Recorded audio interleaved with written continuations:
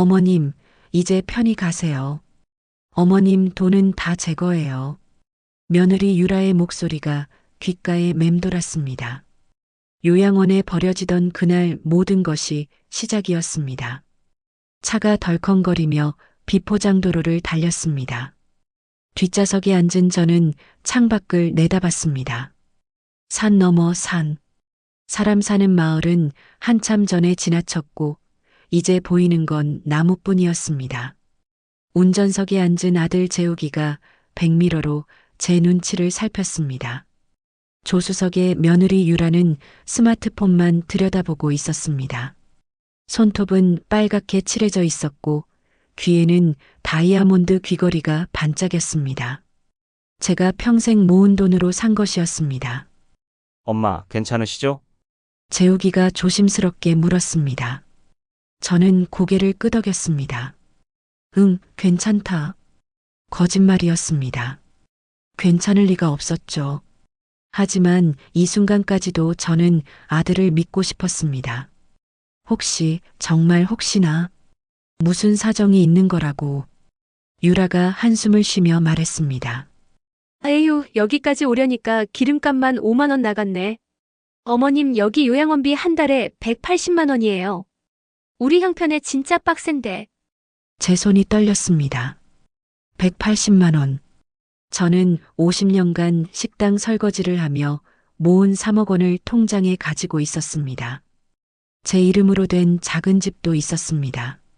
하지만 며느리는 마치 제가 거지라도 되는 양 말했습니다.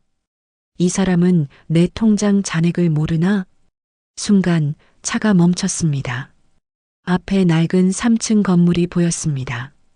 페인트가 벗겨진 간판에 푸른솔 요양원이라고 쓰여 있었습니다. 현관 앞에는 휠체어에 앉은 할머니 한 분이 허공을 보고 계셨습니다. 파리 몇 마리가 할머니 주변을 맴돌았지만 할머니는 미동도 하지 않았습니다. 숨이 막혔습니다. 여기가 내가 살아갈 곳이라고? 재욱이가 트렁크를 열었습니다. 제 짐은 낡은 보따리 하나뿐이었습니다. 50년 인생이 그 안에 다 들어가 있었습니다. 아니, 사실은 하나 더 있었습니다. 주머니 속 녹슨 나침반.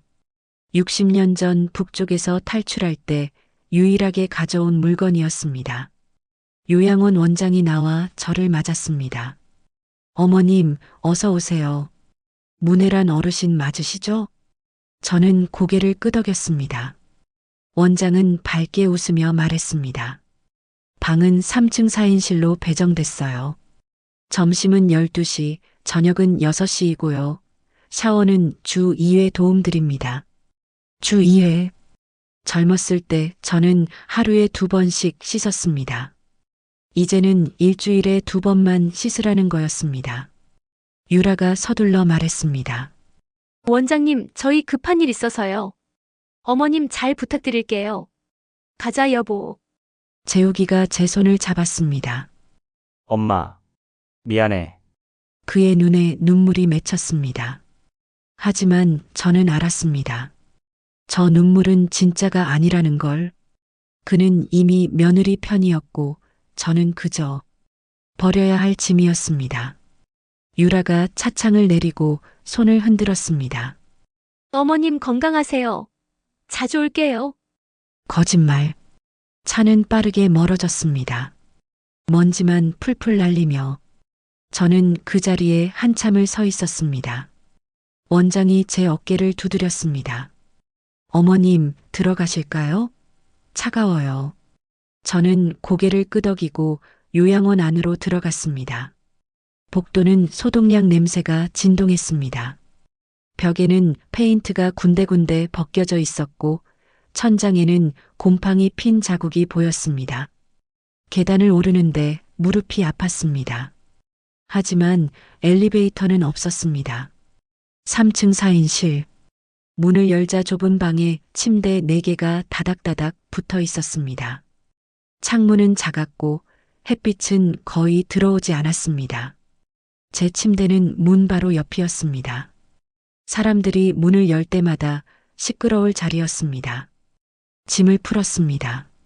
낡은 옷 몇 벌, 틀니, 세척제, 혈압약. 그게 전부였습니다. 하지만 보따리 맨 아래에는 작은 천주머니가 하나 더 있었습니다. 조심스럽게 꺼내 열었습니다. 녹슨 나침반. 60년 전 14살 소녀였던 제가 두만강을 건널 때 아버지가 쥐어준 물건이었습니다. 혜란아, 이걸 보고 남쪽으로 가거라. 살아야 한다. 아버지는 그날 밤 총에 맞아 돌아가셨습니다. 저는 혼자 강을 건넜습니다. 얼음장 같은 물에 몸을 담그고 숨을 죽이며 그저 살기 위해 필사적으로 헤엄쳤습니다. 그리고 살아남았습니다. 남한에 도착한 뒤 저는 전쟁고아가 됐습니다. 아무도 제 정체를 몰랐습니다. 북쪽 고위 간부의 딸이었다는 것도, 그 아버지가 남쪽 재벌 정태산과 비밀리에 만난 사이였다는 것도, 그렇게 50년을 숨죽이고 살았습니다. 하지만 이제 끝이 보이는구나. 그때 복도에서 인기척이 났습니다. 누군가 문 앞에 서 있었습니다. 청소부 옷을 입은 60대 남자였습니다. 대걸레를 들고 있었지만 눈빛만은 날카로웠습니다. 그는 제 눈을 똑바로 보며 조용히 말했습니다. 사모님, 오랜만입니다. 사모님, 심장이 쿵 내려앉았습니다.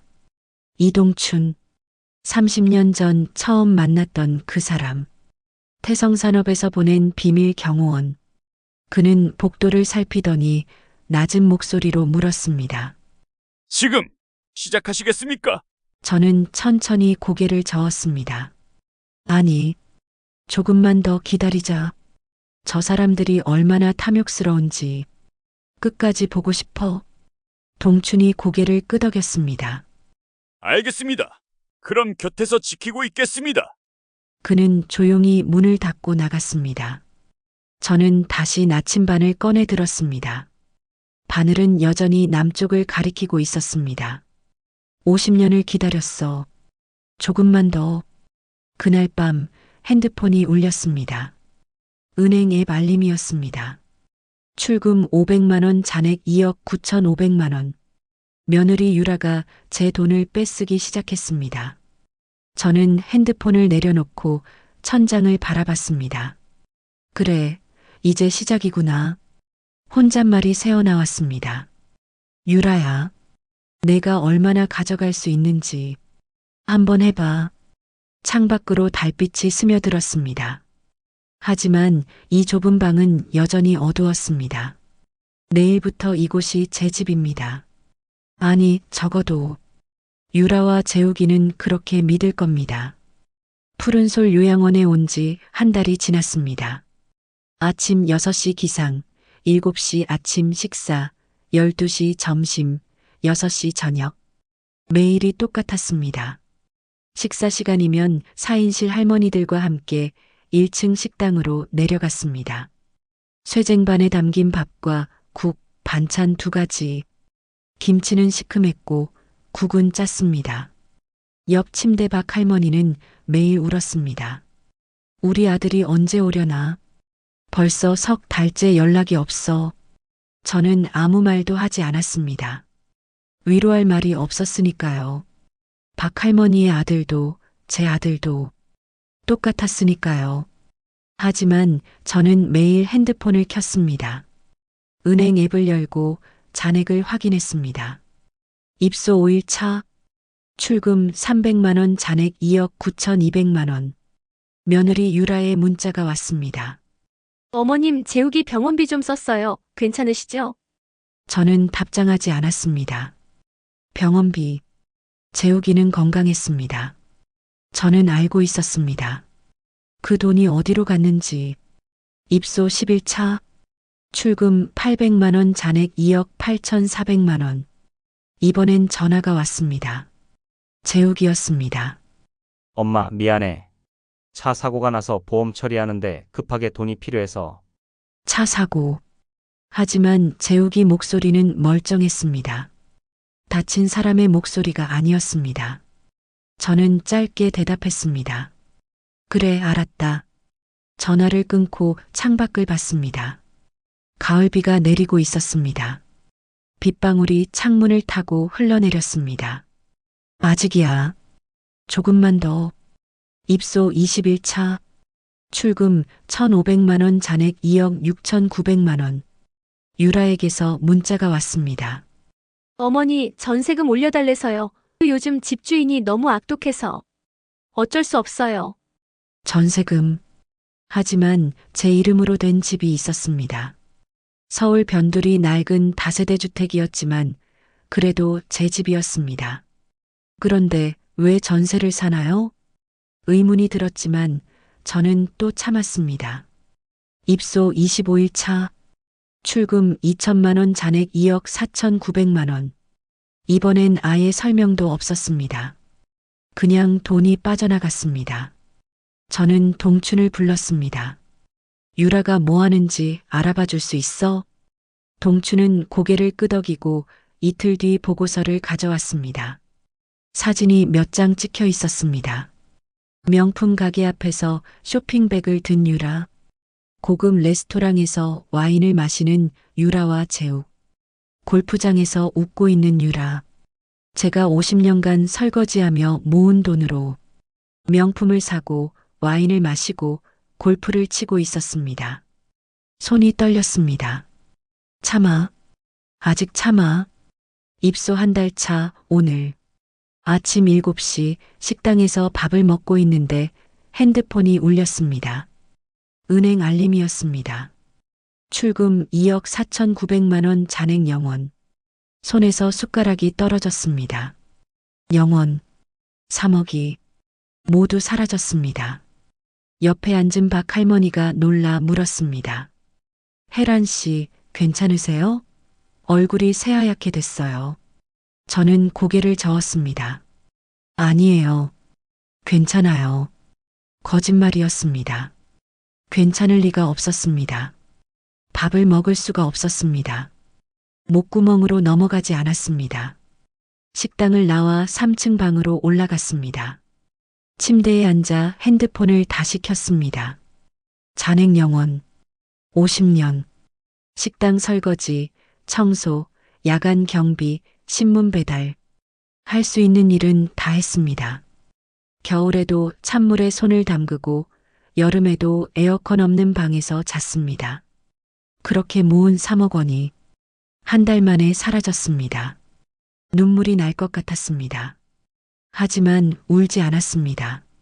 대신 혼잣말이 새어나왔습니다. 이 정도였구나. 내 아들과 며느리는 이 정도 인간이었어. 그때 문자가 왔습니다. 유라였습니다.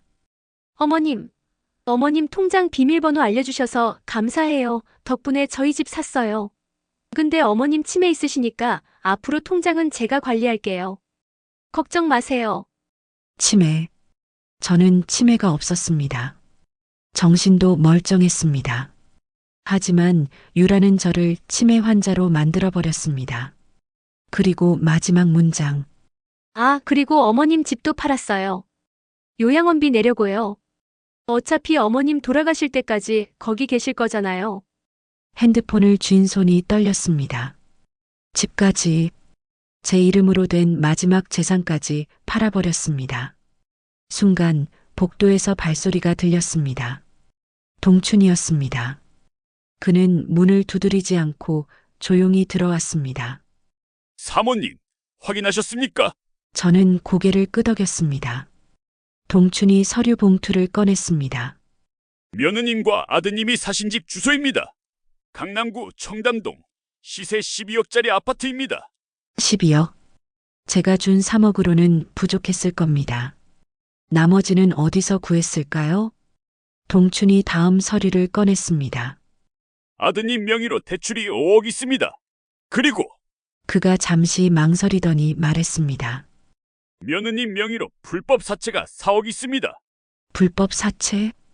아들과 며느리는 제 돈 3억을 쓰고도 모자라 대출 5억과 사채 4억을 끌어다 12억짜리 집을 산 겁니다. 저는 웃음이 나왔습니다. 어처구니가 없네. 동춘이 조심스럽게 물었습니다. 사모님, 이제 끝내시겠습니까? 저는 고개를 저었습니다. 아니, 아직. 동춘이 놀란 표정을 지었습니다. 하지만 사모님, 이미 모든 재산을 빼앗겼습니다. 더 기다리시면 저는 그의 말을 끊었습니다. 동춘 씨, 내가 50년을 기다렸어. 조금만 더 기다릴 수 있어. 동춘은 더 이상 말하지 않았습니다. 그날 저녁 재욱에게서 전화가 왔습니다. 엄마, 나야. 엄마, 우리 새 집 샀어. 청담동이야. 진짜 좋은 동네야. 나중에 엄마 모셔올게. 그때까지 거기서 좀만 계셔. 나중에. 그 나중은 절대 오지 않을 겁니다. 저는 알고 있었습니다. 저는 짧게 대답했습니다. 그래. 잘 됐다. 아들. 전화를 끊었습니다. 밤이 깊었습니다. 4인실 할머니들은 모두 주무셨습니다. 코 고는 소리, 잠꼬대 소리. 익숙해졌습니다. 저는 보따리에서 녹슨 나침반을 꺼냈습니다. 60년 전 아버지가 주셨던 그 나침반. 해라나 살아남아라. 저는 살아남았습니다. 두만강을 건넜고 남한에 도착했고 50년을 견뎠습니다. 그리고 이제 진짜 싸움이 시작될 겁니다. 유라야, 재우가. 너희는 3억을 가져갔지. 하지만 진짜 돈은 따로 있어. 나침반 바늘은 여전히 남쪽을 가리키고 있었습니다. 저는 나침반을 가슴에 꼭 안았습니다. 조금만 더 참자. 창밖으로 달이 떠올랐습니다.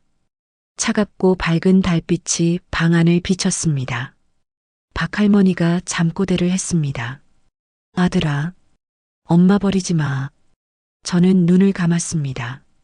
내일도 똑같은 하루가 시작될 겁니다.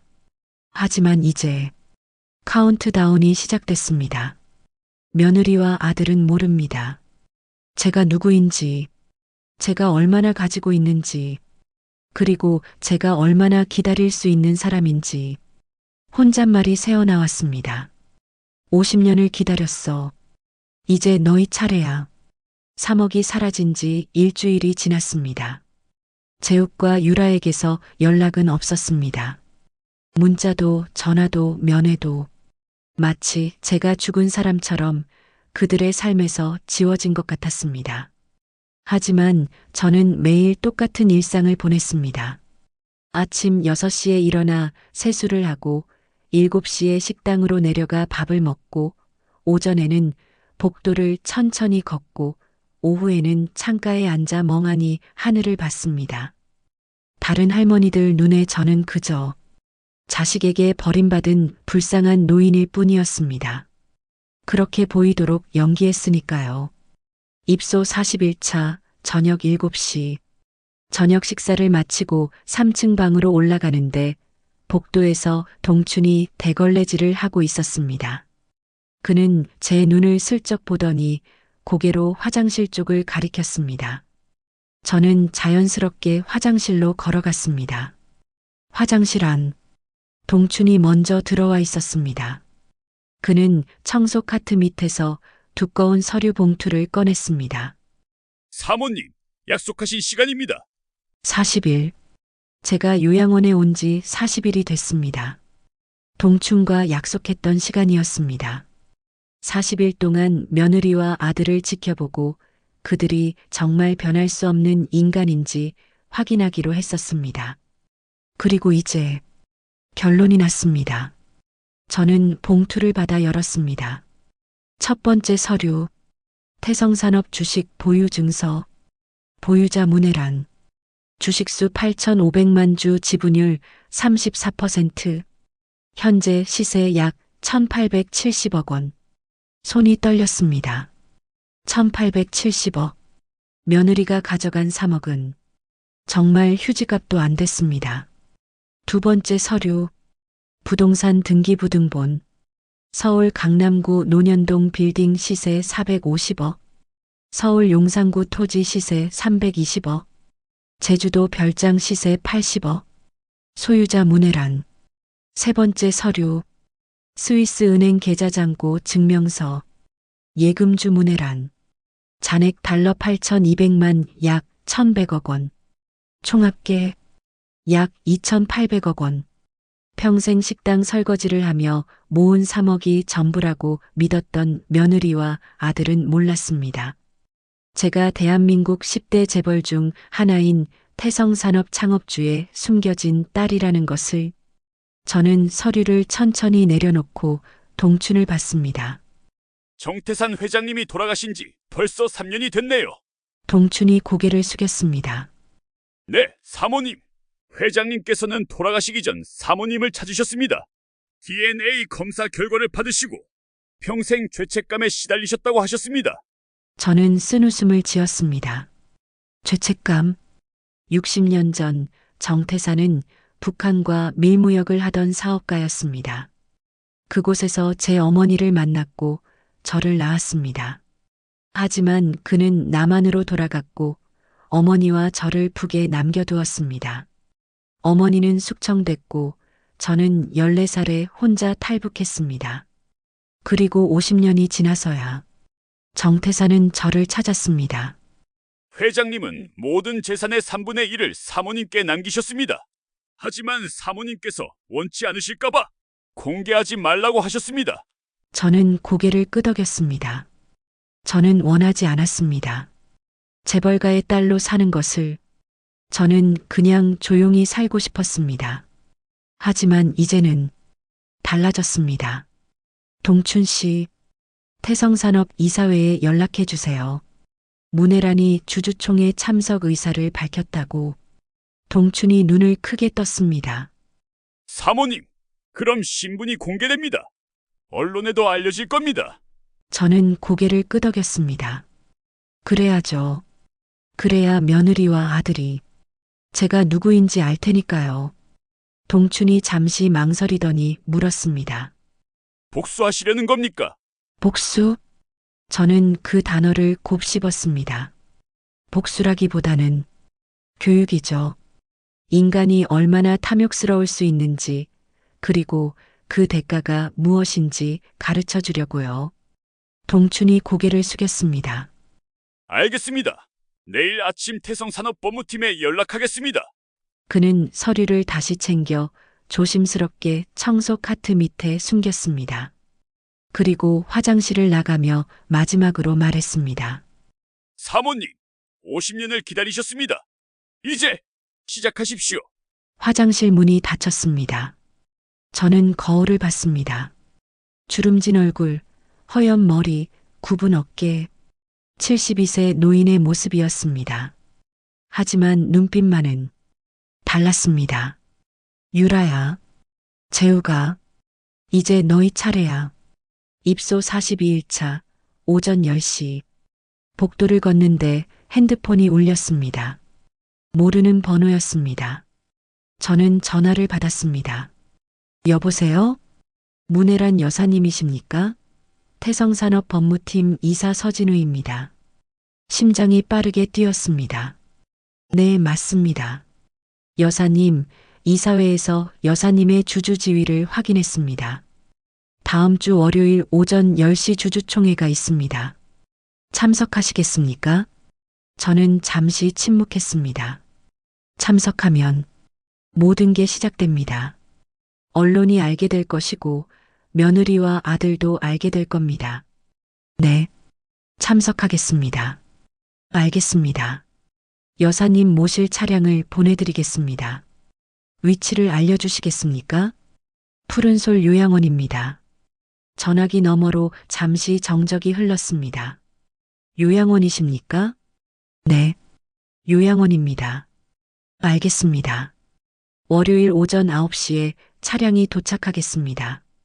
전화가 끊겼습니다. 저는 핸드폰을 내려놓고 창밖을 봤습니다. 가을 하늘이 높고 맑았습니다. 새들이 날아가고 있었습니다. 이제 시작이다.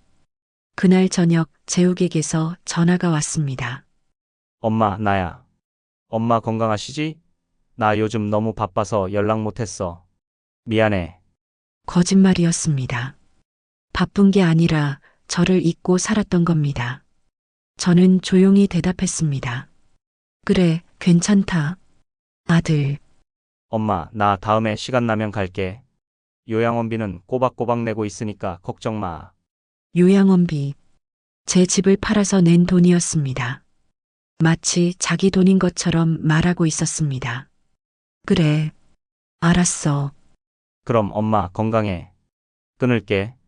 전화가 뚝 끊겼습니다. 저는 핸드폰을 내려놓고 혼잣말을 했습니다. 다음 주면 내가 전화할 거야.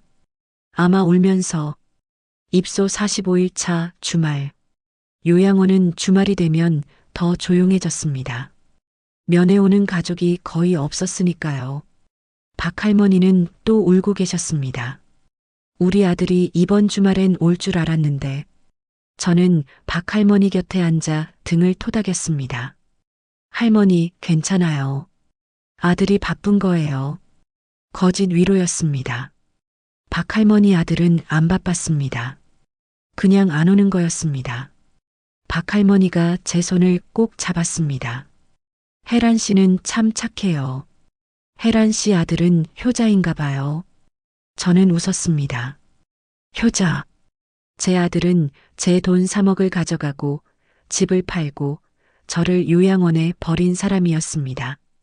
하지만 저는 말했습니다. 네, 효자예요. 거짓말을 하면서도 마음 한구석이 아팠습니다. 재우가, 넌 왜 이렇게 됐니? 제가 뭘 잘못한 걸까요? 아들을 키우면서 뭘 잘못 가르친 걸까요? 하지만 이제 와서 후회해봤자 소용없었습니다. 저는 박할머니의 손을 꼭 잡아주고 방으로 돌아왔습니다. 보따리에서 녹슨 나침반을 꺼냈습니다. 60년 전 아버지가 주셨던 나침반. 혜란아, 이걸 보고 남쪽으로 가거라. 저는 남쪽으로 왔습니다. 살아남았습니다. 그리고 이제 제 자리를 찾으러 갑니다. 나침반을 가슴에 안고 눈을 감았습니다. 월요일. 월요일이면 모든 게 시작돼. 입소 48일 차 월요일 아침 8시 30분. 원장이 허겁지겁 3층으로 올라왔습니다. 혜란 어르신, 밑에 차가 왔어요. 엄청 큰 차가. 저는 침착하게 옷을 챙겨 입었습니다. 평소 입던 낡은 옷이 아닌 보따리 깊숙이 숨겨두었던 깨끗한 검정 정장이었습니다. 박할머니가 놀라 물었습니다. 혜란 씨, 어디 가세요? 그 옷은 또 뭐예요? 저는 미소 지으며 대답했습니다. 잠깐 볼 일이 있어서요. 1층으로 내려갔습니다. 요양원 현관 앞에 검은색 제네시스 지구십이 서 있었습니다. 운전기사가 문을 열고 기다리고 있었습니다. 문혜란 여사님 모시러 왔습니다. 원장과 요양보호사들이 멍하니 저를 쳐다봤습니다. 저는 차에 올라탔습니다. 차 안에는 동춘이 앉아 있었습니다. 그는 청소부 옷이 아닌 정장을 입고 있었습니다. 사모님, 준비되셨습니까? 저는 고개를 끄덕였습니다. 50년 기다렸어. 이제 끝을 봅시다. 차가 출발했습니다. 백미러로 푸른솔 요양원이 점점 멀어졌습니다. 48일. 저는 48일 동안 그곳에 있었습니다. 하지만 이제 돌아갈 일은 없을 겁니다. 창밖으로 서울 시내가 보이기 시작했습니다. 높은 빌딩들, 바쁘게 걷는 사람들, 달리는 차들. 60년 전 두만강을 건넜을 때 꿈꿨던 세상이었습니다. 그리고 이제 그 세상의 주인이 될 차례였습니다. 차는 태성산업 본사를 향해 달렸습니다. 저는 주머니에서 녹슨 나침반을 꺼내 쥐었습니다. 바늘은 여전히 남쪽을 가리키고 있었습니다. 아버지, 저 살아남았어요. 그리고 이제 제 자리를 찾아갑니다. 차는 강남 한복판을 달렸습니다. 태성산업 본사 건물이 보였습니다. 지상 42층짜리 유리 건물. 아침 햇살을 받아 반짝이고 있었습니다. 동춘이 서류 가방을 건넸습니다. 사모님, 주주 신분증과 지분 증서입니다. 이걸 보여주시면 됩니다. 저는 서류 가방을 받아들었습니다. 무거웠습니다. 50년의 무게였습니다. 차가 본사 정문 앞에 멈췄습니다. 경비원들이 차를 보더니 깜짝 놀라 경례를 했습니다. VIP 차량이었으니까요. 운전기사가 문을 열었습니다. 저는 천천히 차에서 내렸습니다. 태성산업본사 오전 9시 50분. 로비는 대리석으로 마감되어 있었습니다. 천장은 높고 샹들리에는 화려했습니다. 정장 입은 사람들이 바쁘게 오갔습니다. 저는 그 한가운데 섰습니다. 허리 굽은 72세 노인. 주름진 얼굴. 하지만 검은 정장만큼은 단정했습니다. 법무팀 이사 서진우가 다가왔습니다. 문혜란 여사님 오신 걸 환영합니다. 주주총회는 42층 대회의실에서 진행됩니다. 그는 저를 안내했습니다. 임원 전용 엘리베이터를 탔습니다. 엘리베이터 안에서 서진우가 조심스럽게 물었습니다. 여사님, 언론사들이 대기 중입니다. 인터뷰 요청이 쏟아지고 있습니다만 저는 고개를 저었습니다. 나중에요. 일단 주주총회부터. 엘리베이터가 42층에 도착했습니다. 문이 열리자 수십 개의 카메라 플래시가 터졌습니다. 기자들이 우르르 몰려왔습니다. 여사님, 정말 정태산 회장의 딸이 맞습니까? 어떻게 지금까지 신분을 숨기셨습니까? 2,800억 상속에 대해 한 말씀 해주십시오. 저는 아무 말도 하지 않고 걸었습니다. 경호원들이 기자들을 막았습니다. 대회의실 문이 열렸습니다. 안에는 이미 50여 명의 주주들과 임원들이 앉아 있었습니다. 모두 저를 쳐다봤습니다. 호기심, 의심, 경계심, 다양한 시선들이었습니다. 저는 가장 앞줄 VIP 좌석에 앉았습니다. 의장이 말했습니다. 태성산업 제87차 정기 주주총회를 시작하겠습니다. 먼저 신규 주주 소개를 하겠습니다. 문혜란 여사님, 지분 34%를 보유하신 최대 주주이십니다. 박수 소리가 울렸습니다. 하지만 어색하고 어색했습니다. 주주총회는 1시간 동안 진행됐습니다. 경영 실적, 배당 계획, 신규 사업. 저는 조용히 듣기만 했습니다. 회의가 끝나고 기자들이 다시 몰려들었습니다. 이번엔 피할 수 없었습니다. 저는 마이크 앞에 섰습니다. 여사님, 정태산 회장과의 관계를 설명해 주시겠습니까? 저는 천천히 입을 열었습니다. 저는 정태산 회장의 딸이 맞습니다. 하지만 저는 60년 전 북쪽에서 태어났고 14살에 혼자 탈북했습니다. 남한에서는 전쟁고아로 살았습니다. 정태산 회장님은 3년 전 돌아가시기 전 DNA 검사로 저를 확인하셨고 재산 일부를 상속하셨습니다. 기자들이 술렁였습니다. 탈북자이셨다는 말씀이신가요? 네. 저는 탈북자입니다. 그럼 지금까지 어떻게 사셨습니까? 식당 설거지, 청소, 경비. 할 수 있는 일은 다 했습니다. 그런데 왜 지금 신분을 공개하신 겁니까? 저는 잠시 침묵했습니다. 왜일까요? 며느리한테 복수하려고? 아니면 제 나이가 이제 72살입니다. 숨어 살기에는 너무 오래 살았습니다. 기자들이 카메라 셔터를 눌러댔습니다. 같은 시각 청담동 아파트 오전 11시 며느리 유라는 소파에 누워 스마트폰을 보고 있었습니다. 12억짜리 아파트, 넓은 거실, 고급 가구, 전망 좋은 창문. 재욱은 출근하고 없었습니다. 아니, 사실 재욱은 직장이 없었습니다. 그저 카페에 앉아 시간을 때우고 있을 뿐이었습니다. 유라는 인스타그램을 열었습니다. 새집 사진을 올렸습니다. 청담동 새집 감사 축복. 댓글이 달리기 시작했습니다. 언니 대박. 부럽다. 청담동이면 완전 럭셔리 아닌가요? 유라는 만족스럽게 웃었습니다. 그래. 이게 내가 원하던 삶이야. 그때 핸드폰에 뉴스 속보 알림이 떴습니다. 속보 태성산업 창업주 정태산, 숨겨진 딸 존재 확인.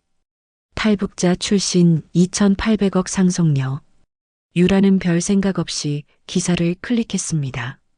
재벌가 스캔들이네. 재밌겠다. 기사 사진이 로딩됐습니다. 그리고 유라는 숨이 멎었습니다. 사진 속 여자. 검은 정장을 입고 기자들 앞에 선 노인. 문혜란. 시어머니였습니다. 뭐야? 유라는 벌떡 일어나 앉았습니다. 기사를 다시 읽었습니다. 문혜란 72 여사는 태성산업 창업주 정태산 회장의 생물학적 딸로 확인됐다. DNA 검사 결과 친자 관계가 입증됐으며 고인은 생전에 주식 34% 약 1,870억 원, 부동산 약 850억 원, 해외 계좌 약 80억 원 등 총 2,800억 원 상당의 재산을 상속했다. 손에서 핸드폰이 떨어졌습니다. 2,800억. 시어머니가 거짓말이야. 이건 거짓말이야. 하지만 사진은 명확했습니다. 시어머니 문혜란이었습니다. 유라는 급히 재욱에게 전화를 걸었습니다. 여보. 지금 뉴스 봤어. 뭔 뉴스? 시어머니가 재벌이래. 2,800억. 전화기 너머로 재욱이 당황하는 소리가 들렸습니다. 무슨 소리야? 태성산업. 시어머니가 태성산업 회장 딸이래. 지금 뉴스에 나왔어. 말도 안 돼. 우리 엄마가? 유라의 머릿속이 하얗게 변했습니다. 3억? 자기들이 가져간 3억. 집. 팔아버린 시어머니의 집. 요양원. 버린 시어머니. 그리고 2,800억. 무릎에 힘이 풀렸습니다. 소파에 주저앉았습니다. 우리가 2,800억 상속녀를 요양원에 버렸다고? 핸드폰이 다시 울렸습니다. 재욱이었습니다. 여보, 나 지금 집 간다. 우리 큰일 났어. 전화가 끊겼습니다. 유라는 멍하니 천장을 봤습니다. 고급 아파트 천장. 샹들리에가 반짝이고 있었습니다. 그 순간 뱃속이 울렁거렸습니다. 화장실로 뛰어가 토했습니다. 입덧이었습니다. 한 달 전부터 입덧이 시작됐습니다. 임신 8주차였습니다. 아직 재욱에게 말하지 않았습니다. 아니, 말할 타이밍을 찾지 못했습니다. 거울을 봤습니다. 창백한 얼굴, 떨리는 손. 나 임신했는데. 시어머니를 요양원에 버렸어. 그것도 2,800억짜리 시어머니를. 다시 구역질이 올라왔습니다. 청담동 아파트, 오후 1시. 재욱이 허겁지겁 집에 들어왔습니다. 여보, 뉴스 봤어? 우리 엄마가. 유라는 소파에 앉아 멍하니 TV를 보고 있었습니다. 뉴스에서 시어머니 문혜란의 인터뷰가 나오고 있었습니다. 제 나이가 이제 72살입니다. 숨어 살기에는 너무 오래 살았습니다. 재욱이 무릎을 꿇었습니다. 망했다. 우리 완전히 망했어. 유라가 떨리는 목소리로 물었습니다. 어떡해? 우리 어떡해? 재욱이 머리를 감싸쥐었습니다. 우리가 엄마 돈 3억 가져갔잖아. 집도 팔았고, 요양원에 버렸고. 유라도 울기 시작했습니다. 나 몰랐어. 시어머니가 재벌인 줄. 진짜 몰랐다고. 재욱이 유라를 쳐다봤습니다. 엄마한테 전화해봐. 사과해. 유라는 떨리는 손으로 핸드폰을 들었습니다. 시어머니 전화번호를 눌렀습니다. 신호음이 울렸습니다. 1번, 2번, 3번. 고객님의 전화를 받을 수 없습니다. 전화를 끊었습니다. 재욱이 물었습니다. 안 받아? 응. 안 받아. 두 사람은 서로를 쳐다봤습니다. 절망, 공포, 후회. 그때 유라의 핸드폰이 울렸습니다. 모르는 번호였습니다. 유라는 전화를 받았습니다. 여보세요? 문재욱 씨 부인 되십니까? 태성산업 법무팀입니다. 유라의 얼굴이 창백해졌습니다. 네. 맞습니다. 문혜란 여사님께서 법률 검토를 요청하셨습니다. 횡령, 사기, 노인학대 혐의에 대해서요. 내일 오전 10시 저희 사무실로 방문해 주시겠습니까? 전화가 끊겼습니다. 유라는 핸드폰을 떨어뜨렸습니다. 횡령, 사기, 노인학대. 여보. 우리 감옥 가는 거야? 재욱은 대답하지 못했습니다. 두 사람은 그저 멍하니 앉아 있을 뿐이었습니다. TV에서는 계속 시어머니의 뉴스가 나오고 있었습니다. 문혜란 여사, 50년간 숨어 살았던 2,800억 상속녀. 유라는 뱃속을 만졌습니다. 아기, 나 지금 임신했는데. 눈물이 흘러내렸습니다. 같은 시각, 태성산업 본사 42층. 저는 회장실에 앉아 있었습니다. 넓은 책상, 가죽의자, 전망 좋은 창문. 60년 전 두만강을 건넜던 14살 소녀가 이제 이 자리에 앉아 있었습니다. 동춘이 보고서를 가져왔습니다.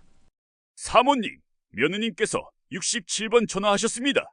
아드님도 43번 전화하셨고요. 저는 고개를 끄덕였습니다. 받지 마세요. 네. 그리고 법무팀에서 보고가 왔습니다. 횡령 3억, 재산 무단 처분, 요양원 6위, 모두 형사처벌 대상입니다. 저는 창밖을 봤습니다. 서울 시내가 한눈에 보였습니다. 동춘 씨, 혹시 며느리가 임신했다는 정보 있나요? 동춘이 놀라 저를 봤습니다. 어떻게 아셨습니까? 여자의 직감이죠. 동춘이 파일을 넘겼습니다. 산부인과 기록이 있습니다. 임신 8주차입니다. 손주, 제 핏줄, 가슴이 아팠습니다. 아기는 죄가 없는데. 동춘이 조심스럽게 물었습니다. 사모님, 계획을 바꾸시겠습니까? 저는 긴 침묵 끝에 대답했습니다. 아니요. 계속 진행하세요. 하지만 저는 멈췄습니다. 손주가 태어나면 그때 다시 생각하겠습니다. 동춘이 고개를 숙였습니다. 창밖으로 해가 지고 있었습니다. 저는 주머니에서 녹슨 나침반을 꺼냈습니다. 바늘은 여전히 남쪽을 가리키고 있었습니다. 임신, 손주.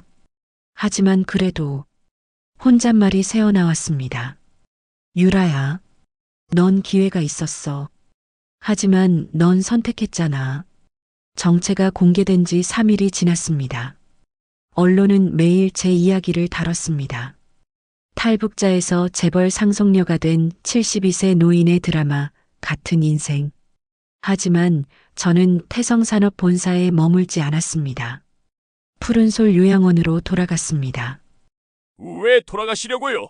동춘이 물었을 때 저는 대답했습니다. 아직 끝나지 않았으니까요. 푸른솔 요양원 정체 공개 후 3일째. 요양원으로 돌아왔을 때 분위기가 완전히 달라져 있었습니다. 원장은 저를 보자마자 90도로 허리를 숙였습니다. 여사님, 죄송합니다. 제가 몰라 뵙고 박 할머니와 다른 할머니들도 저를 다르게 대했습니다. 혜란 씨, 아니 여사님, 진짜 재벌이셨어요? 저는 미소 지으며 말했습니다. 저 그냥 혜란 씨라고 불러주세요. 편하게. 하지만 아무도 편하게 대하지 않았습니다. 저는 다시 3층 4인실로 올라갔습니다. 제 침대, 제 보따리, 제 짐들. 모든 게 그대로였습니다. 보따리를 열었습니다. 옷, 약, 세면도구. 그리고 맨 아래 천주머니. 녹슨 나침반이 있어야 할 자리. 손이 멈췄습니다. 나침반이 없었습니다. 다시 보따리를 뒤졌습니다. 옷을 꺼내고 약통을 꺼내고 모든 걸 다 꺼냈습니다. 없었습니다. 녹슨 나침반이 사라졌습니다. 심장이 빠르게 뛰었습니다. 어디 갔지? 침대 밑을 봤습니다. 없었습니다. 사물함을 뒤졌습니다. 없었습니다. 복도로 나가 원장을 불렀습니다. 원장님, 제 방에 누가 들어왔었나요? 원장이 당황하며 대답했습니다. 아, 그게 며칠 전에 여사님, 며느님이 오셨었어요. 짐 좀 가져간다고. 며느리, 유라, 언제요? 이틀 전이요. 여사님 뉴스 나온 다음 날, 저는 주먹을 쥐었습니다. 유라가 나침반을 가져갔어. 태성산업 본사 1시간 후, 저는 급히 태성산업으로 돌아갔습니다. 동춘을 불렀습니다.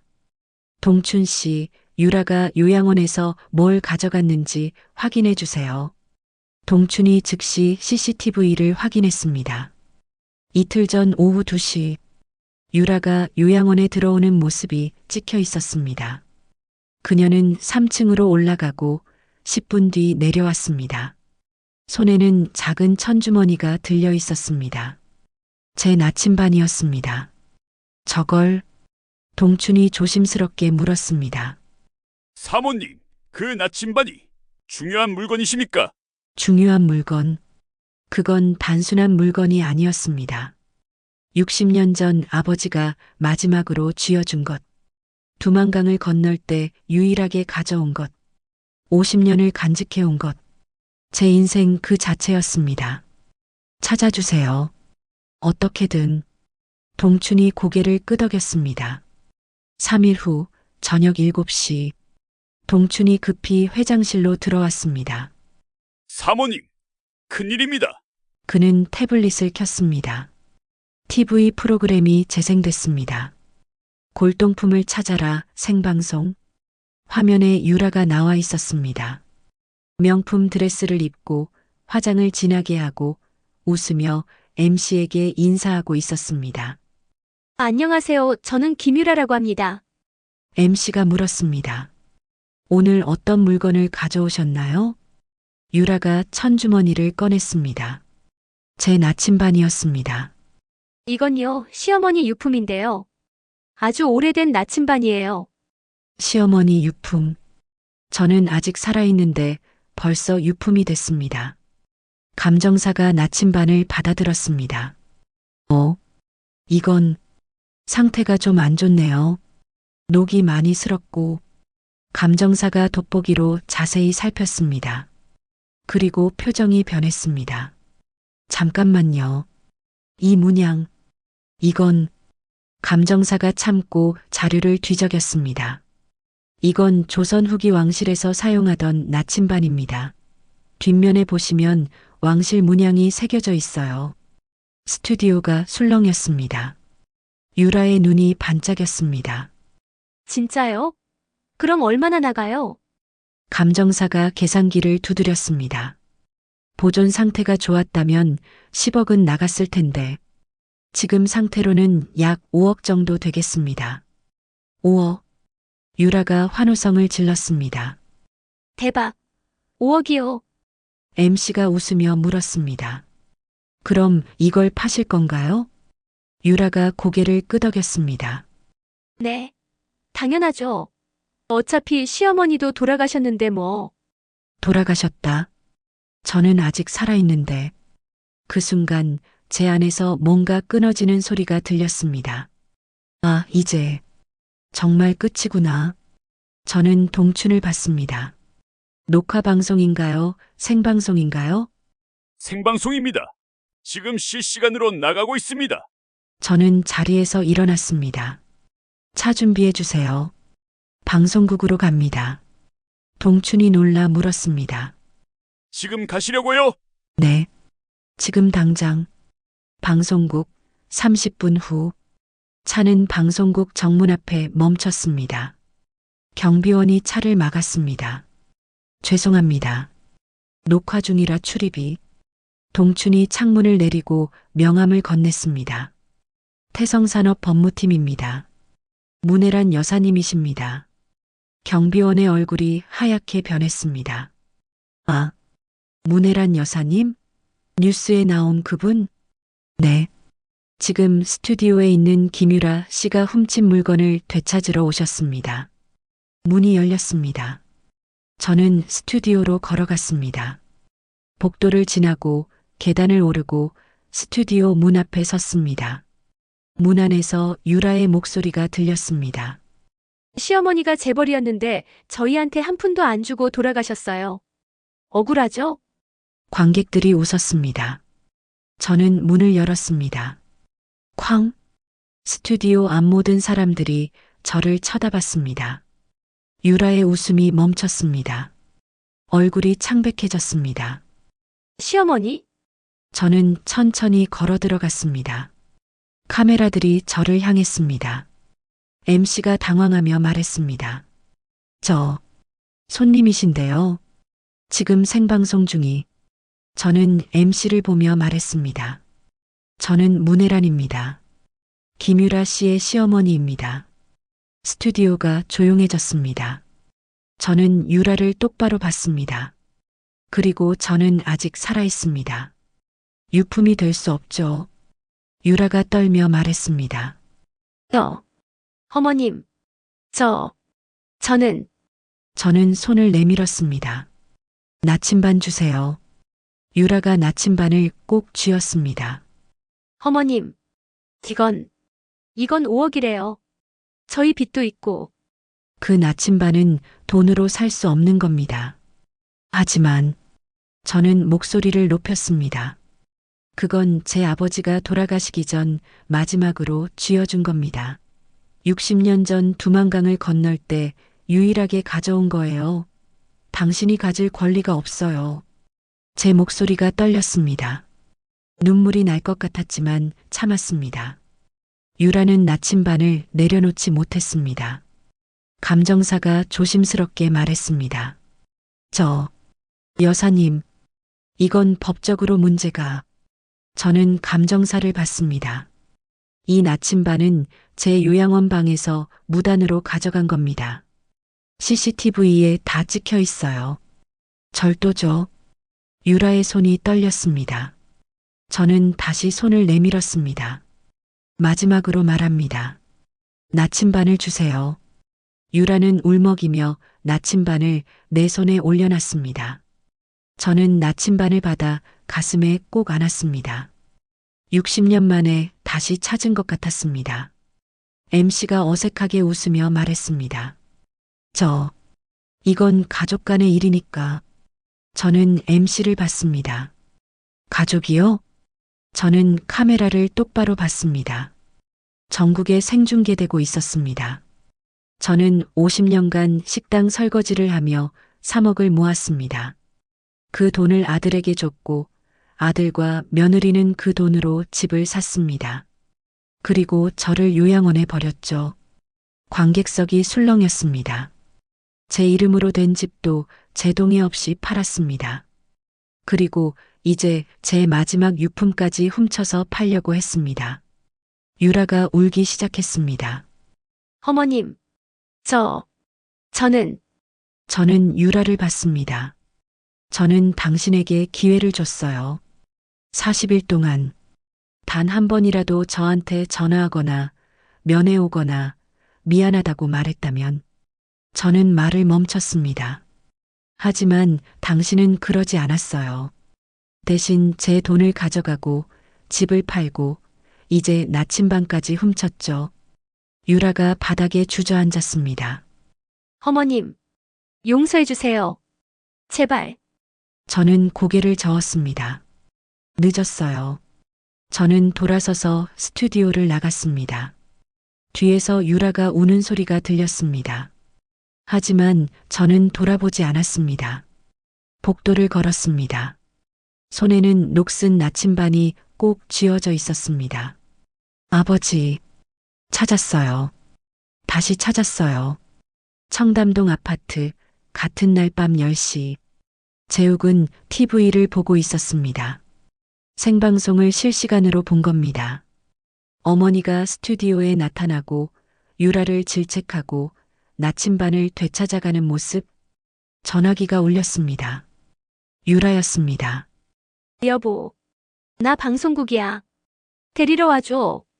재욱은 대답하지 못했습니다. 핸드폰에 문자가 쏟아지고 있었습니다. 친구들, 친척들, 아는 사람들. 야, 너 방송 봤냐? 대박이다. 내 와이프 완전 망신당했던데? 어머니한테 그렇게 했어? 미쳤냐? 재욱은 핸드폰을 던져버렸습니다. 소파에 주저앉았습니다. 끝났다. 우리 완전히 끝났어. 태성산업본사 같은 날 밤 11시. 저는 회장실에 홀로 앉아 있었습니다. 책상 위에 녹슨 나침반이 놓여 있었습니다. 손으로 쓰다듬었습니다. 녹슬고 낡고 바늘도 제대로 움직이지 않았습니다. 하지만 제게는 그 어떤 보석보다 소중했습니다. 동춘이 들어왔습니다. 사모님, 방송 이후 여론이 폭발적입니다. 며느님에 대한 비난이. 그만하세요. 저는 나침반을 가슴에 안았습니다. 이제 정말 끝을 봐야겠어요. 동춘이 고개를 숙였습니다. 알겠습니다. 저는 창밖을 봤습니다. 서울의 밤, 불빛들이 반짝이고 있었습니다. 유라야, 너는 선택했어. 마지막 기회도 버렸고 혼잣말이 새어나왔습니다. 이제 더 이상 돌아갈 곳은 없어. 생방송 사건 이후 일주일이 지났습니다. 인터넷은 난리가 났습니다. 유라의 얼굴은 포털 사이트 실시간 검색어 1위였고 댓글은 수만 개가 달렸습니다. 시어머니 돈 3억 뜯고 요양원 버린 며느리, 녹슨 나침반까지 훔쳐서 팔려던 며느리, 대한민국 최악의 며느리. 유라의 SNS는 폐쇄됐고 재욱의 전화번호는 바뀌었습니다. 하지만 세상은 그들을 놓아주지 않았습니다. 태성산업본사 생방송 사건 3일 후 동춘이 서류 봉투를 가져왔습니다. 사모님, 검찰에서 정식 수사를 시작했습니다. 저는 서류를 펼쳤습니다. 피의자 김유라, 문재욱. 혐의 횡령, 사기, 절도, 노인학대. 횡령 피해자 동의 없이 3억 원 무단 인출. 사기 허위 명목병원비, 전세금 등으로 금원 취득. 절도 피해자 소유 나침반 무단 취득. 노인학대 요양원 유기, 방임. 검찰에서 두 분 모두 구속 수사를 검토 중입니다. 구속. 제 아들이 감옥에 갈 수도 있다는 말이었습니다. 가슴 한구석이 아팠습니다. 재우가, 너 정말 감옥 가는 거야? 하지만 저는 고개를 끄덕였습니다. 계속 진행하세요. 동춘이 조심스럽게 물었습니다. 사모님, 정말 괜찮으십니까? 아드님이. 제 아들은 이미 오래전에 죽었어요. 저는 창밖을 봤습니다. 지금 그 사람은 제가 모르는 사람이에요. 검찰청, 일주일 후. 재욱과 유라는 검찰 조사를 받았습니다. 조사실, 차가운 형광등, 녹음기, 조사관. 조사관이 물었습니다. 피의자 김유라, 피해자 문혜란 씨의 통장에서 3억 원을 인출한 게 맞습니까? 유라가 떨리는 목소리로 대답했습니다. 네, 맞습니다. 피해자의 동의를 받았습니까? 아니요. 그럼 횡령이네요. 유라가 울기 시작했습니다. 저는 몰랐어요. 시어머니가 재벌인 줄. 진짜 가난한 줄 알았어요. 조사관이 차갑게 말했습니다. 피해자가 재벌이든 아니든 남의 돈을 가져간 건 범죄입니다. 옆방에서는 재욱도 조사받고 있었습니다. 피의자 문재욱, 어머니를 요양원에 유기한 이유가 뭡니까? 재욱이 고개를 숙였습니다. 아내가 시켰어요. 아내 핑계입니까? 당신도 동의했잖아요. 저는 어쩔 수 없었어요. 조사관이 한숨을 쉬었습니다. 당신 어머니 지금 72살입니다. 산속 요양원에 버려놓고 3억 가져갔어요. 이게 어쩔 수 없었다는 겁니까? 재욱은 대답하지 못했습니다. 조사가 끝나고 두 사람은 복도에서 만났습니다. 유라가 재욱에게 매달렸습니다. 여보, 우리 어떻게 구속될 수도 있대. 재욱이 유라를 밀쳤습니다. 다 내 잘못이야. 네가 엄마 돈 가져가자고 했잖아. 뭐? 너도 찬성했잖아. 두 사람은 복도에서 싸우기 시작했습니다. 지나가던 사람들이 쳐다봤습니다. 누군가 속삭였습니다. 저 사람들 TV에 나온 그 부부 아냐? 맞다. 시어머니 학대한. 유라와 재욱은 급히 검찰청을 빠져나왔습니다. 청담동 아파트, 그날 밤. 집으로 돌아온 두 사람은 말없이 앉아 있었습니다. 12억짜리 아파트. 하지만 이제 이것도 오래 가지지 못할 겁니다. 대출 5억, 사채 4억. 매달 이자만 1,000만 원이 넘었습니다. 재욱의 핸드폰이 울렸습니다. 사채업자였습니다. 문재욱 씨, 이번 달 이자 아직 안 들어왔는데요? 죄송합니다. 조금만 기다려주세요. 기다려요? 벌써 3일 늦었어요. 내일까지 안 들어오면 댁으로 갈 겁니다. 전화가 끊겼습니다. 유라가 배를 움켜쥐었습니다. 왜? 배 아파. 유라는 아직도 재욱에게 임신 사실을 말하지 못했습니다. 이 상황에서 임신 얘기를 꺼낼 수가 없었습니다. 재욱이 냉장고를 열었습니다. 먹을 게 없었습니다. 카드는 모두 한도 초과. 통장 잔액 12만 원. 한 달 전만 해도 명품 가방을 사고 고급 레스토랑에 갔던 두 사람이었습니다. 재욱이 소파에 주저앉았습니다. 망했어. 우리 완전히 망했어. 유라가 떨리는 목소리로 말했습니다. 시어머니한테 한 번만 더 빌어볼까? 재욱이 고개를 저었습니다. 안 돼. 엄마는 우릴 용서 안 해. 방송에서 봤잖아. 늦었어요 라고 했잖아. 유라가 울기 시작했습니다. 그럼 우리 어떻게 감옥 가는 거야? 그때 유라의 시선이 식탁 위 약통에 머물렀습니다. 수면제, 불면증 때문에 처방받은 약이었습니다. 한 통에 30알. 유라는 그 약통을 바라봤습니다. 차라리 죽는 게 나을까? 이틀 후 새벽 2시. 유라는 잠들지 못하고 부엌에 앉아 있었습니다. 재욱은 침실에서 자고 있었습니다. 아니, 자는 척하고 있었습니다. 유라는 수면제 약통을 꺼냈습니다. 30알. 전부 먹으면 죽을 수 있을까? 손이 떨렸습니다. 아기. 뱃속에 아기가 있는데. 하지만 이 상황에서 아기를 키울 수 있을까요? 감옥에 가게 되면? 사채업자들이 쫓아오면? 유라는 눈물을 흘리며 알약을 하나씩 입에 넣기 시작했습니다. 1알, 2알, 3알. 10알을 먹었을 때 손이 멈췄습니다. 하지만 계속 먹었습니다. 15알, 20알. 30알을 모두 먹었을 때 약통이 바닥났습니다. 유라는 물을 마셨습니다. 그리고 소파에 누웠습니다. 이제 끝이다. 어지러웠습니다. 눈꺼풀이 무거워졌습니다. 의식이 흐려졌습니다. 그때 뱃속에서 무언가 꿈틀거리는 느낌이 들었습니다. 아기, 미안해. 엄마가, 미안해. 유라는 의식을 잃었습니다. 새벽 6시, 재욱이 일어나 거실로 나왔습니다. 소파에 유라가 축 늘어져 있었습니다. 여보, 여기서 잤어? 대답이 없었습니다. 재욱이 가까이 다가갔습니다. 유라의 얼굴이 창백했습니다. 입 주변에 거품이 조금 묻어 있었습니다. 여보, 여보. 재욱이 유라를 흔들었습니다. 유라는 미동도 하지 않았습니다. 식탁 위에 빈 수면제 약통이 보였습니다. 재욱은 119에 전화를 걸었습니다. 여보세요. 아내가 약을 먹고 의식이 없어요.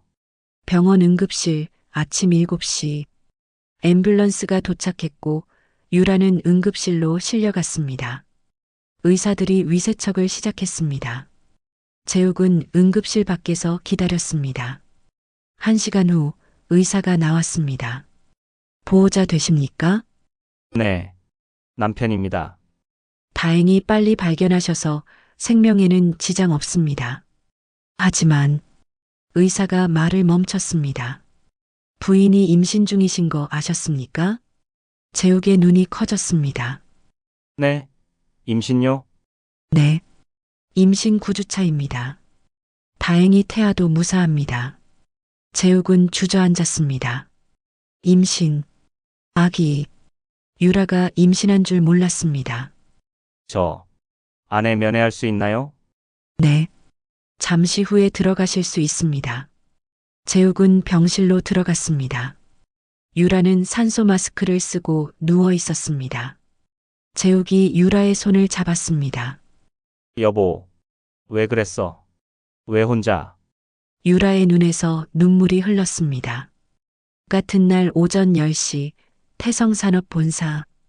동춘이 급히 회장실로 들어왔습니다. 사모님, 며느님이 병원에 실려갔습니다. 저는 서류를 보다가 고개를 들었습니다. 병원? 네, 자살 시도입니다. 수면제를 과다 복용했다고. 손에서 펜이 떨어졌습니다. 지금 어떻게 됐어요? 생명에는 지장 없다고 합니다. 하지만 동춘이 말을 멈췄습니다. 며느님이 임신 중이었습니다. 심장이 멎는 것 같았습니다. 임신. 손주. 몇 주요? 9주차입니다. 저는 자리에서 일어났습니다. 어느 병원이에요? 서울대병원입니다. 차 준비해 주세요. 지금 당장. 동춘이 놀라 물었습니다. 사모님, 가시려고요? 저는 코트를 입으며 말했습니다. 손주가 위험해요. 가야죠. 서울대병원 오전 11시. 저는 병실 문 앞에 섰습니다. 손을 들어 노크하려다가 멈췄습니다. 들어가면 뭐라고 말하지? 유라를 용서할 수는 없었습니다. 하지만 뱃속 아기는 무죄였습니다. 저는 심호흡을 하고 문을 열었습니다. 병실 안. 유라는 침대에 누워 있었고 재욱은 옆에 앉아 있었습니다. 두 사람은 저를 보자마자 얼어붙었습니다. 저는 천천히 안으로 들어갔습니다. 유라 씨. 유라가 떨리는 목소리로 대답했습니다. 네. 어머님, 임신했다면서요. 유라가 눈물을 흘렸습니다. 죄송합니다. 제가 미쳤어요.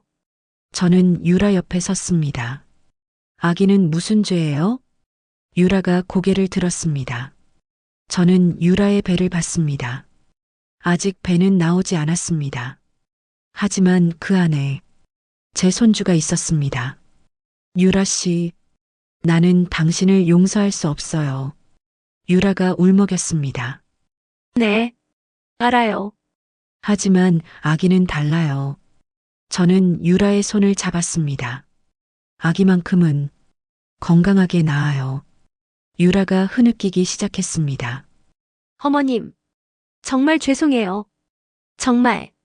저는 손을 놓고 돌아섰습니다. 재욱이 불렀습니다. 엄마. 저는 돌아보지 않았습니다. 재욱아, 넌 이제 아빠가 될 거야. 엄마. 미안해. 미안하다는 말은 이제 하지 마. 늦었어.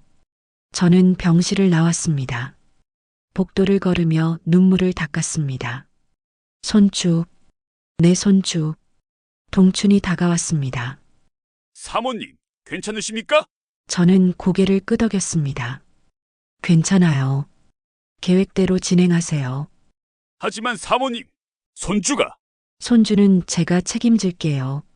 하지만 유라와 재욱은 벌을 받아야 해요. 동춘이 고개를 숙였습니다. 저는 병원을 나왔습니다. 차를 타고 본사로 돌아가는 길. 창밖으로 서울거리가 지나갔습니다. 주머니에서 녹슨 나침반을 꺼냈습니다. 바늘은 여전히 남쪽을 가리키고 있었습니다. 아버지, 저 이제 할머니가 될 것 같아요. 눈물이 흘렀습니다. 하지만 저는 닥지 않았습니다. 하지만 싸움은 아직 끝나지 않았어요. 유라의 자살 시도 사건 이후 2달이 지났습니다. 유라는 정신과 치료를 받았고 배는 점점 불러왔습니다. 임신 4개월, 초음파 사진 속 아기는 건강했습니다. 하지만 재판 날짜는 정해져 있었습니다. 출산 예정일보다 4개월 앞선 날짜였습니다. 서울중앙지방법원 재판 당일 오전 9시 법정 앞 복도는 기자들로 가득했습니다. 카메라, 마이크, 플래시. 문혜란 여사님, 오늘 재판 결과에 대해 어떻게 생각하십니까? 며느리를 용서하실 건가요? 손주 때문에 선처를 요청하실 건가요? 저는 아무 대답도 하지 않고 법정으로 들어갔습니다. 검은 정장, 흰 블라우스, 머리는 단정하게 빗었습니다. 법정 안, 방청객들이 가득 앉아 있었습니다. 저는 피해자 측 자리에 앉았습니다. 반대편 피고인석에는 유라와 재욱이 앉아 있었습니다. 유라는 임산부복을 입고 있었습니다. 배가 불러 있었습니다. 재욱은 수척해 보였습니다. 2달 사이 10kg는 빠진 것 같았습니다. 두 사람은 저를 쳐다보지 못했습니다. 재판장이 입장했습니다. 제458호 사건, 피고인 김유라, 문재욱에 대한 횡령, 사기, 절도, 노인학대 사건 공판을 시작하겠습니다. 망치 소리가 울렸습니다. 쾅! 검사 측 증거 제시. 검사가 일어나 말했습니다. 재판장님, 피고인들은 피해자 문혜란 씨의 통장에서 무단으로 3억 원을 인출했습니다. 증거 1번을 제시하겠습니다. 스크린에 통장 거래 내역이 떴습니다. 출금 500만 원, 출금 800만 원, 출금 1,500만 원, 출금 2억 4,900만 원, 잔액 0원.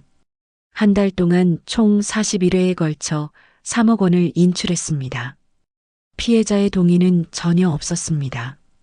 검사가 다음 증거를 제시했습니다. 증거 2번, 피해자 소유 부동산 등기부등본입니다. 피고인들은 피해자 명의의 주택을 무단으로 매매했습니다. 유라가 고개를 숙였습니다. 증거 3번, 요양원 CCTV 영상입니다. 피고인 김유라가 피해자 방에 무단 침입하여 유품을 훔쳐가는 장면입니다. 스크린에 유라가 나침반을 가져가는 영상이 재생됐습니다. 방청객들이 술렁였습니다. 검사가 마지막으로 말했습니다.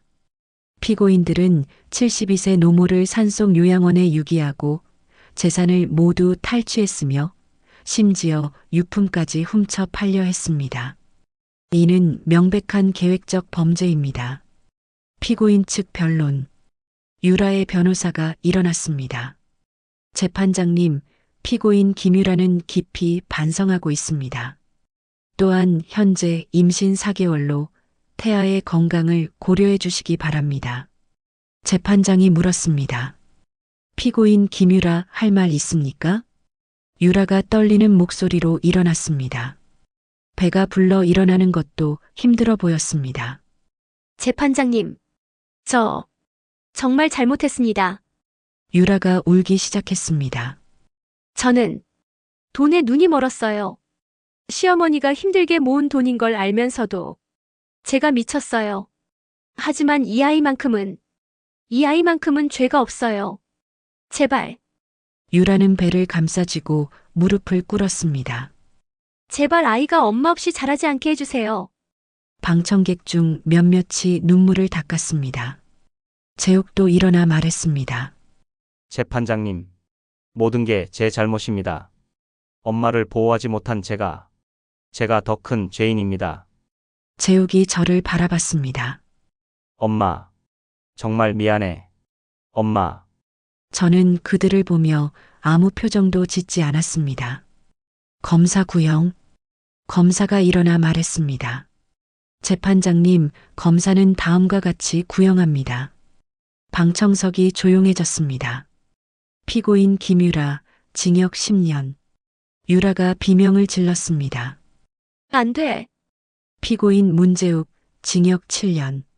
재욱이 주저앉았습니다. 그리고 피고인들은 피해자에게 3억 원과 위자료 2억 원, 총 5억 원을 배상할 것을 청구합니다. 유라가 흐느끼며 말했습니다. 재판장님, 제발. 저 임신했어요. 10년은 너무해요. 재판장이 망치를 두드렸습니다. 조용히 하십시오. 그리고 재판장이 저를 봤습니다. 피해자 문혜란 씨, 증인석으로 나와주시겠습니까? 저는 자리에서 일어나 증인석으로 걸어갔습니다.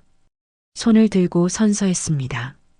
양심에 따라 숨김없이 사실대로 말하며 만일 거짓이 있으면 위증의 벌을 받기로 맹세합니다. 재판장이 물었습니다. 문혜란 씨, 피고인들이 저지른 범죄에 대해 어떻게 생각하십니까?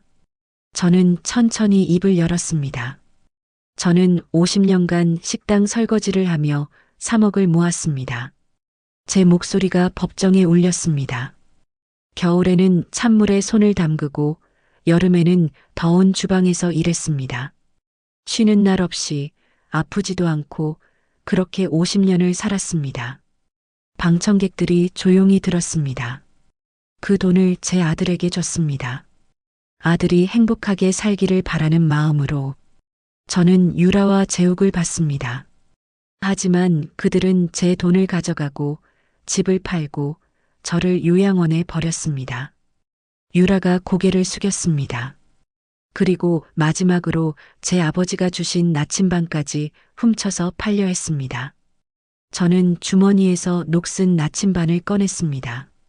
이 나침반은 60년 전 제가 북쪽에서 탈출할 때 유일하게 가져온 겁니다. 돈으로 살 수 없는 물건입니다. 재판장이 나침반을 받습니다. 저는 계속 말했습니다. 저는 그들에게 기회를 줬습니다. 40일 동안 기다렸습니다. 단 한 번이라도 전화하거나 면회 오거나 미안하다고 말했다면 저는 말을 멈췄습니다. 용서할 수도 있었습니다. 유라가 고개를 들었습니다. 하지만 그들은 그러지 않았습니다.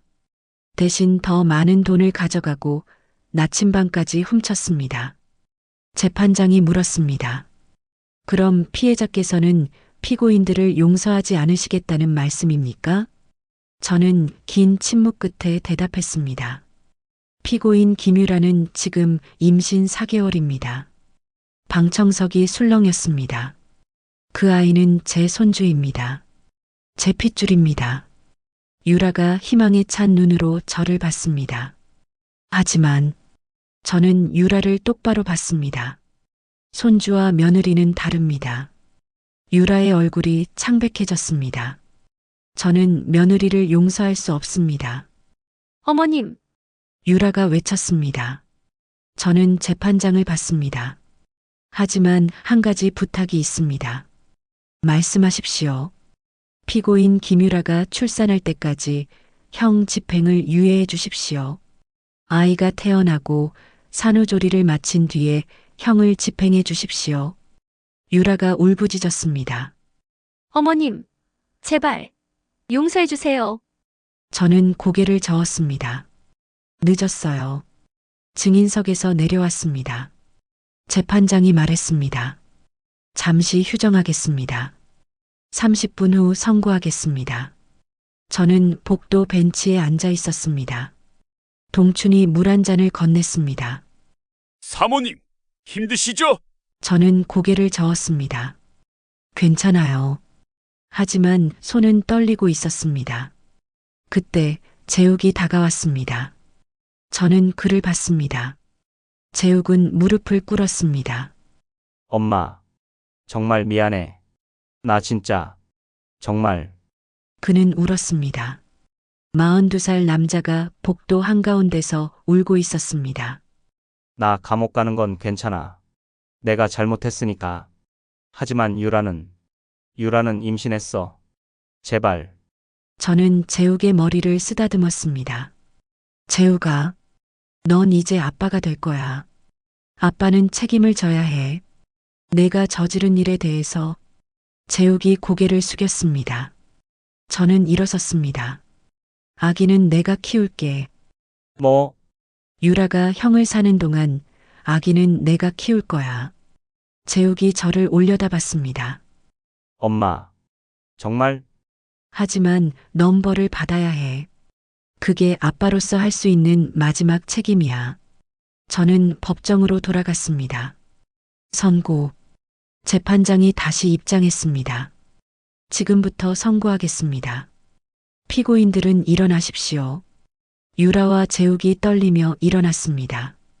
피고인 김유라에 대하여. 유라가 눈을 꼭 감았습니다. 피고인은 피해자의 신뢰를 악용하여 재산을 탈취하고 노인을 유기했으며 유품을 절취한 중대한 범죄를 저질렀습니다.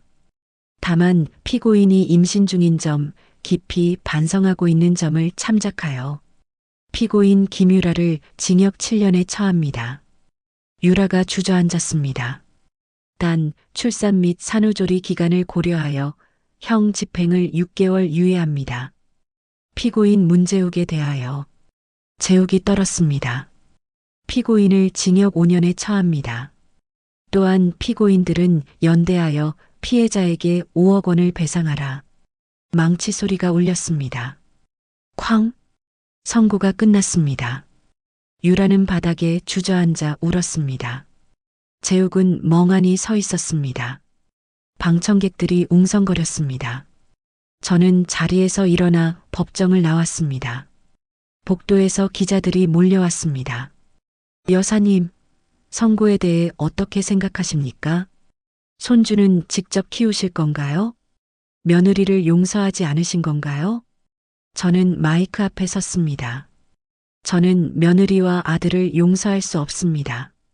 기자들이 카메라를 들이댔습니다. 하지만 손주는 다릅니다. 손주는 죄가 없습니다. 그럼 손주를 직접 키우시겠다는 말씀이신가요? 네. 제가 키울 겁니다. 며느리가 출소한 후에는 어떻게 하실 건가요? 저는 잠시 생각했습니다. 그때 가서 결정하겠습니다. 며느리가 정말 변했는지 7년 후에 보겠습니다. 저는 법원을 나왔습니다. 가을 하늘이 높고 맑았습니다. 동춘이 차 문을 열었습니다. 사모님, 어디로 가시겠습니까? 본사로 가주세요. 차가 출발했습니다. 뒤를 돌아보니 법원 건물이 점점 멀어졌습니다.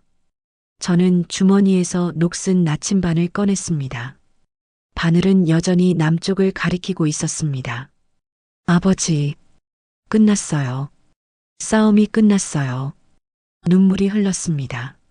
하지만 이번엔 슬픈 눈물이 아니었습니다. 이제 새로운 시작이에요. 재판이 끝난 지 6개월이 지났습니다. 유라의 배는 많이 불러 있었습니다. 출산 예정일은 일주일 후였습니다. 서울대병원 출산 당일 새벽 3시 유라에게서 전화가 왔습니다. 어머님, 진통이 시작됐어요. 저는 잠에서 깨어 급히 옷을 입었습니다. 동춘이 차를 몰아 병원으로 향했습니다. 병원에 도착했을 때 유라는 이미 분만실에 들어가 있었습니다. 재욱은 복도에서 초조하게 서성이고 있었습니다. 분만실 밖에서 기다렸습니다. 1시간, 2시간, 새벽 6시 27분, 아기 울음소리가 들렸습니다. 간호사가 문을 열고 나왔습니다. 축하드립니다. 건강한 여자아이입니다. 제 손녀였습니다. 간호사가 아기를 안고 나왔습니다. 작은 몸, 빨간 얼굴, 꼭 쥔 주먹. 안아보시겠어요? 저는 떨리는 손으로 아기를 받아 안았습니다. 따뜻했습니다. 부드러웠습니다. 살아있었습니다. 안녕. 소은아. 아기가 눈을 뜨더니 저를 봤습니다. 그 순간 눈물이 왈칵 쏟아졌습니다. 내 손녀, 내 핏줄. 72년을 살면서 이런 감정은 처음이었습니다. 제옥도 다가와 아기를 봤습니다. 그도 울었습니다.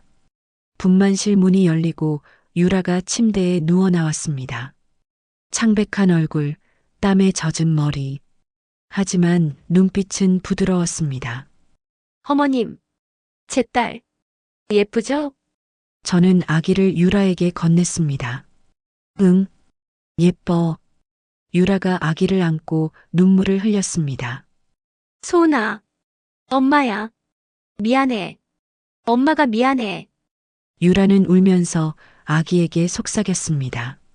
엄마가 곧 떠나야 해. 하지만 할머니가 잘 키워주실 거야. 엄마 용서해줘. 저는 그 모습을 보며 가슴이 아팠습니다.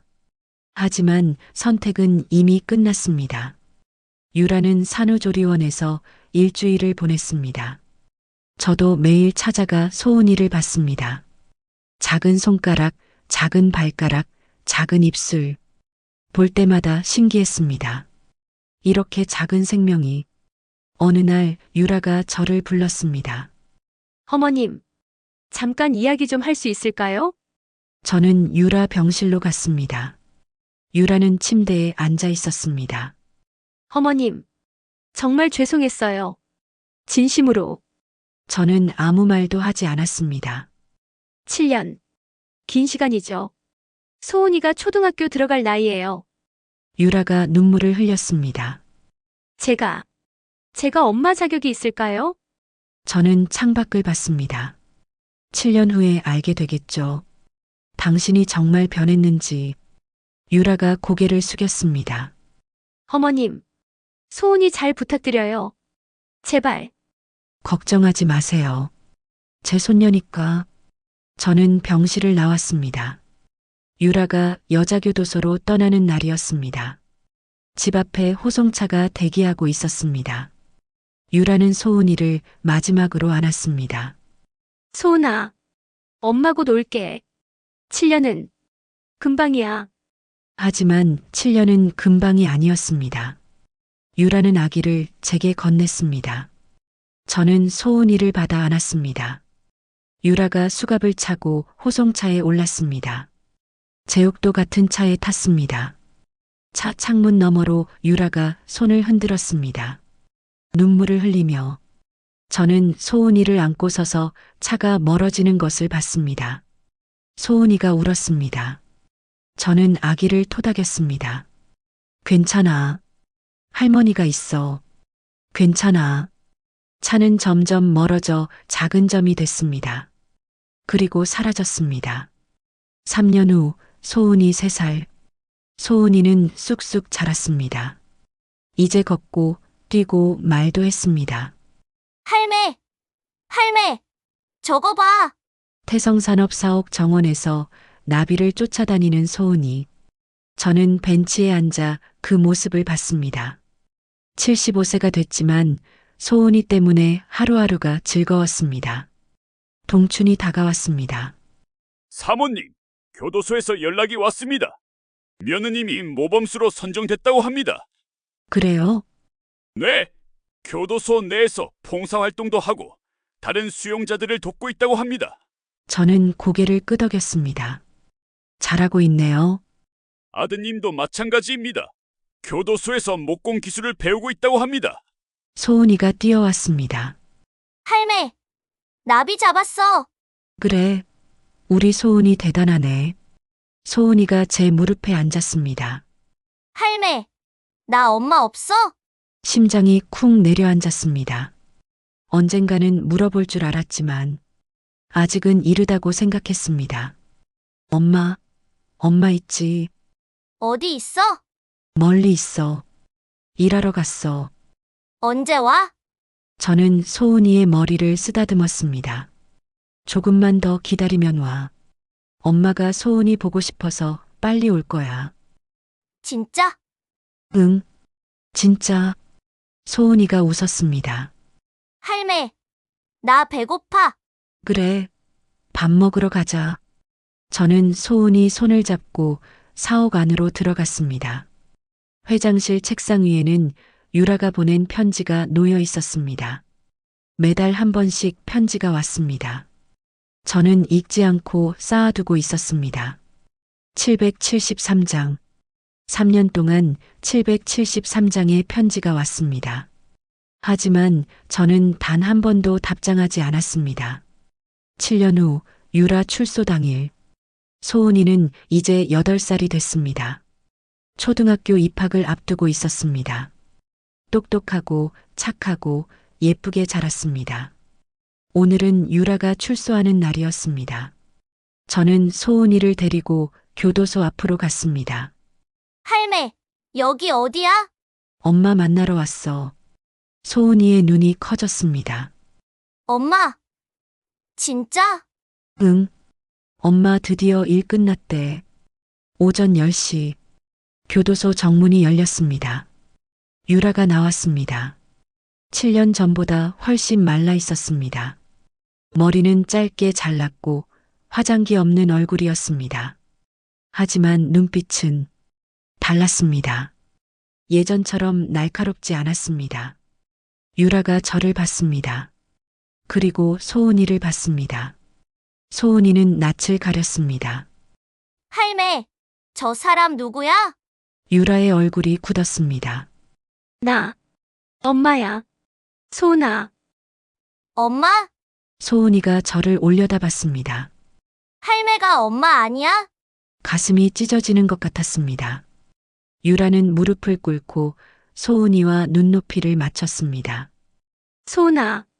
엄마가 미안해. 엄마가 오랫동안 못 봐서. 미안해. 소은이가 제 뒤에 숨었습니다. 할매, 무서워. 저는 소은이를 안아 올렸습니다. 괜찮아.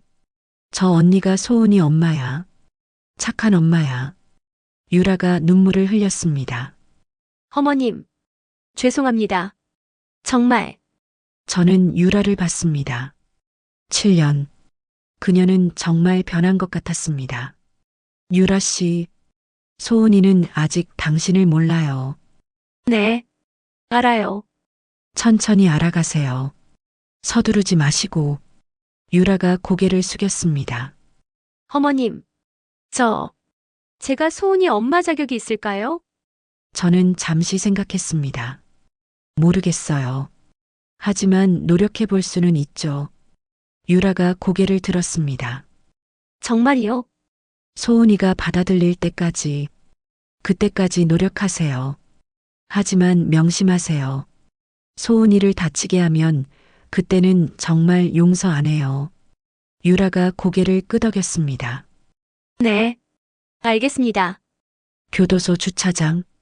재욱도 출소했습니다. 5년 만에 나온 그는 많이 수척했지만 눈빛만은 담담했습니다. 저는 재욱의 어깨를 두드렸습니다. 이제 새로 시작해. 아빠로서. 재욱이 소은이를 봤습니다. 소은이가 고개를 갸웃거렸습니다. 아빠, 할매만 있는 거 아니었어? 재욱이 쓴웃음을 지었습니다. 저는 차 키를 건넸습니다. 3개월 후 태성산업 사옥 정원. 소은이는 이제 유라를 엄마라고 부르기 시작했습니다. 처음에는 어색해했지만 시간이 지나며 조금씩 마음을 열었습니다. 유라는 매일 소은이를 데리러 왔습니다. 유치원 하원, 저녁 식사, 책 읽어주기. 처음에는 서툴렀지만 점점 익숙해졌습니다. 어느 날 유라가 소은이를 데리고 정원에 있었습니다. 저는 회장실 창문으로 그 모습을 내려다봤습니다. 소은이가 유라에게 꽃을 꺾어주고 있었습니다. 유라가 웃으며 소은이를 안아 올렸습니다. 저런 모습도 보이는구나. 동춘이 다가왔습니다. 사모님, 며느님이 많이 변한 것 같습니다. 그러게요.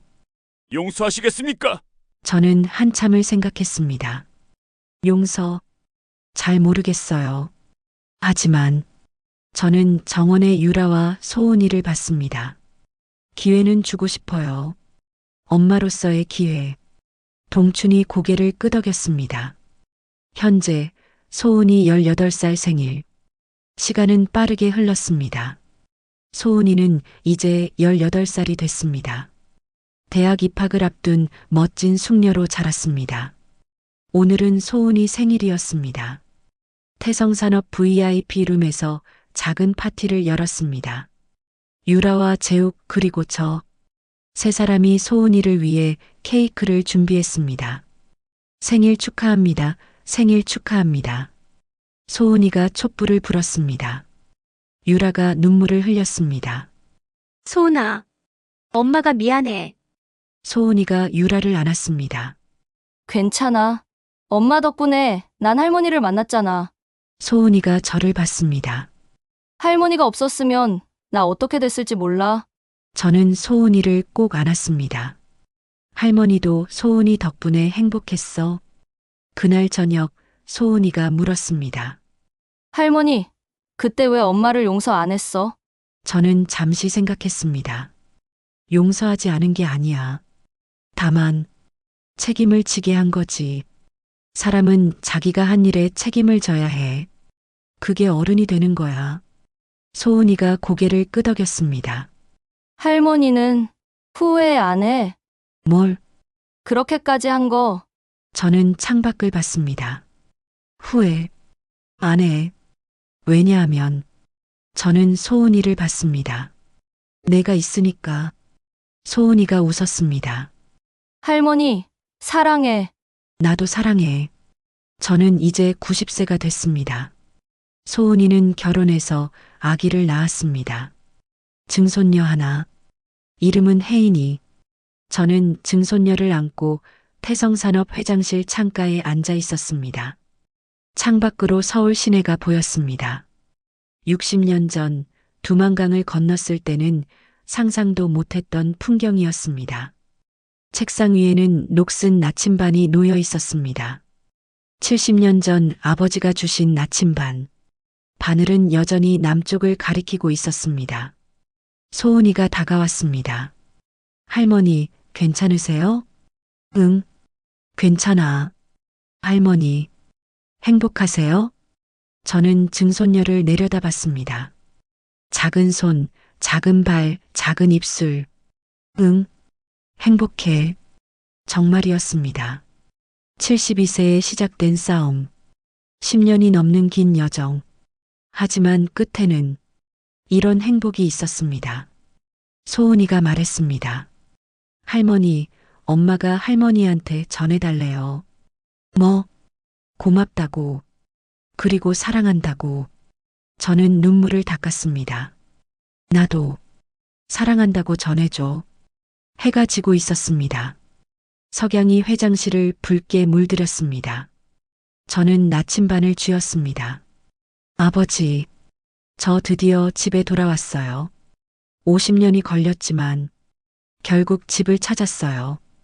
그리고 이제 편히 쉴 수 있을 것 같아요. 창밖으로 별이 뜨기 시작했습니다. 하나, 둘, 셋. 저는 증손녀를 안고 별을 세었습니다. 하나, 둘, 셋. 소은이가 함께 세었습니다.